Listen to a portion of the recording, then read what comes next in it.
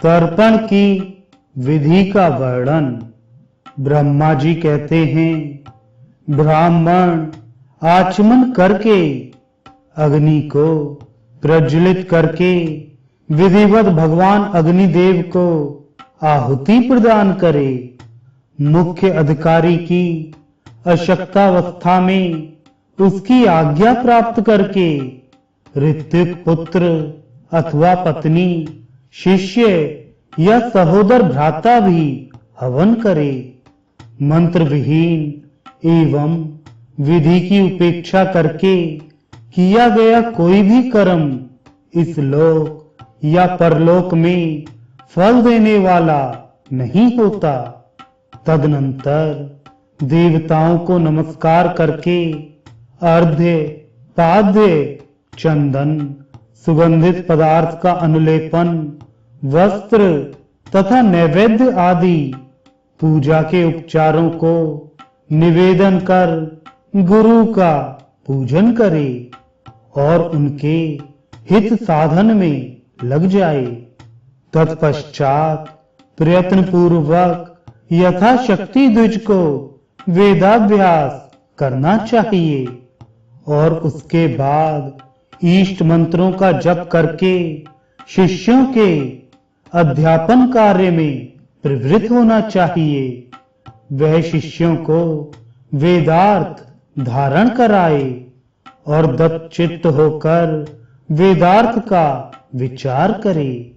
द्विजोत्तम धर्मशास्त्र आदि विविध शास्त्रों का अवलोकन करे और वेदादि निगम शास्त्रों, उपनिषदों तथा व्याकरण आदि वेदांगों का अच्छी प्रकार अवलोकन करे।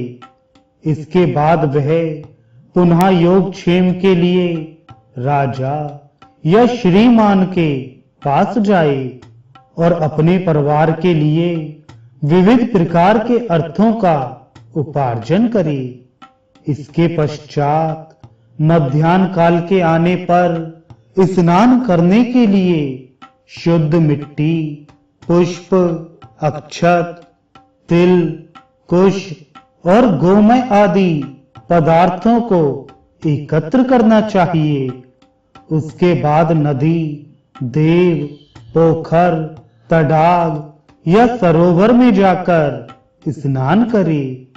प्रत्येक दिन तडाग, सरोवर या नदी आदि से 5 मृतिका पिंड बिना निकाले स्नान करना दोष युक्त होता है। अतः 5 पिंड मिट्टी निकाल करके ही स्नान करना चाहिए। स्नान के समय स्नान के लिए लाई गई मिट्टी के एक भाग से सिर धोना चाहिए, दूसरे भाग से नाभि के ऊपरी भाग को और तीसरे भाग से नाभि से नीचे के भाग का तथा मृतिका के छठे भाग से पैरों का प्रक्षालन करना चाहिए। इस मृतिका पिंडों को परिमाण में पके हुए आंवले के फल के समान होना चाहिए। मृतिका के समान ही गोमय स्नान भी होना चाहिए। तदनंतर शरीर के अंगों को विधिवत धोकर आचमन करके स्नान करना चाहिए।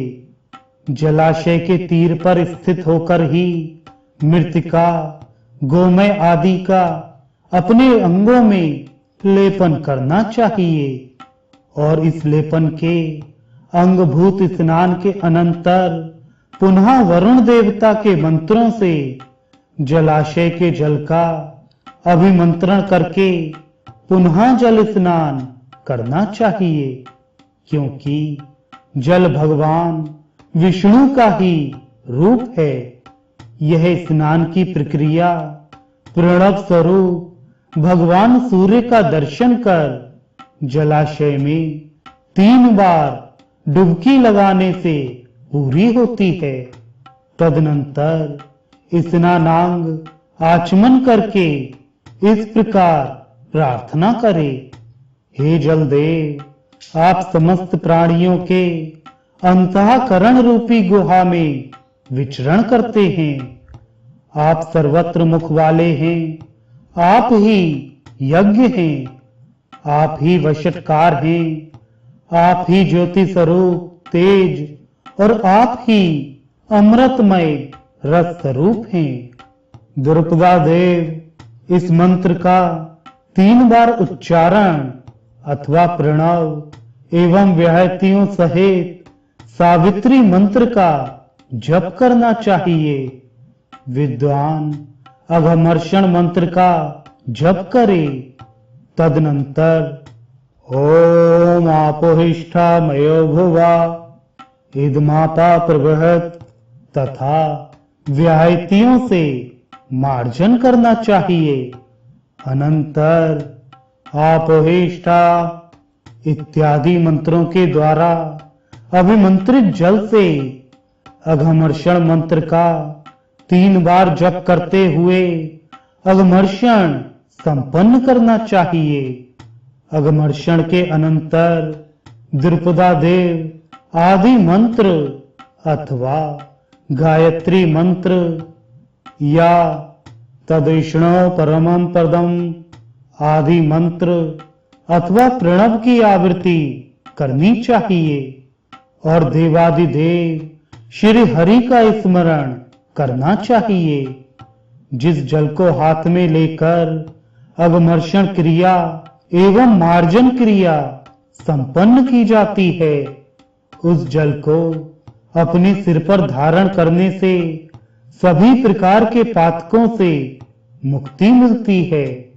संध्योपासन के अनंतर आचमन करके सदा परमेश्वर का स्मरण करना चाहिए।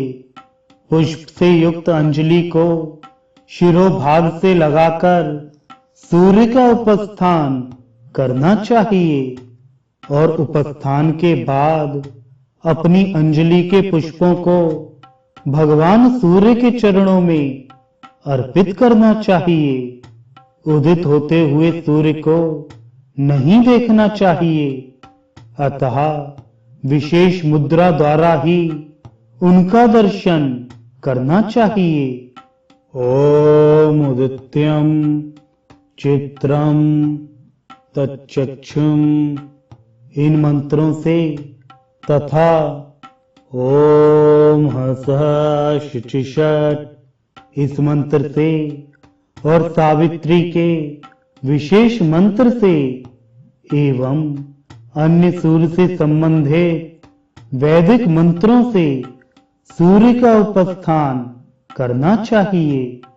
तदनंतर पूर्वाग्र कुशाओं के आसन पर बैठकर सूर्य का दर्शन करते हुए समहित चित्त से गायत्री मंत्र एवं अन्य विहित मंत्रों का जप करना चाहिए। मंत्र जप के लिए स्फटिक, रुद्राक्ष अथवा जीवंतिका या अब्जाक्ष से निर्मित माला का प्रयोग करना चाहिए। यदि आर्द्र वस्त्रों वाला हो तो जल के मध्य खड़े होकर जप करना चाहिए, अन्यथा सूखे वस्त्रों की स्थिति में पवित्र भूमि में कुशासन पर बैठकर एकाग्रचित्त होकर जप करना चाहिए। जप के पश्चात प्रदक्षिणा कर भूमि पर दंडवत नमस्कार करना चाहिए। तदनंतर आचमन करके यथाशक्ति अपनी शाखा के अनुसार स्वाध्याय करे। उसके बाद देवों, ऋषियों और पितरों का तर्पण करना चाहिए। मंत्रों के प्रारंभ में ओमकार का और अंत में नमः का प्रयोग कर प्रत्येक देव, ऋषि और पितृ का तर्पण कर रहा हूं ऐसा कहकर तर्पण करे। देवताओं और मरीच आदि ब्रह्म ऋषियों का तर्पण अक्षत और जल के साथ करना चाहिए। पितृगणों, देवों और मुनियों के लिए अपने शाखा सूत्र के विधान से भक्ति पूर्वक तर्पण करे। तर्पण जलांजलियों के द्वारा करे। देवताओं का तर्पण यज्ञोपवीति अर्थात सभ्य होकर देव तीर्थ से करे और निवीति होकर अर्थात कंठ में यज्ञोपवीत कर ऋषियों का ऋषि तीर्थ से तथा प्राचीनावीति अर्थात अपस्व्य होकर फिर तीर्थ से पितरों का तर्पण करे। तदनंतर हे हर स्नान में प्रयुक्त वस्त्र को निचोड़कर मौन होकर आचमन करके मंत्रों से पुष्प पत्र तथा जल से ब्रह्मा शिव सूर्य एवं मधुसूदन विष्णु देव का पूजन करे। क्रोध रहित होकर भक्ति पूर्वक अन्य अभीष्ट देवों की भी पूजा करनी चाहिए।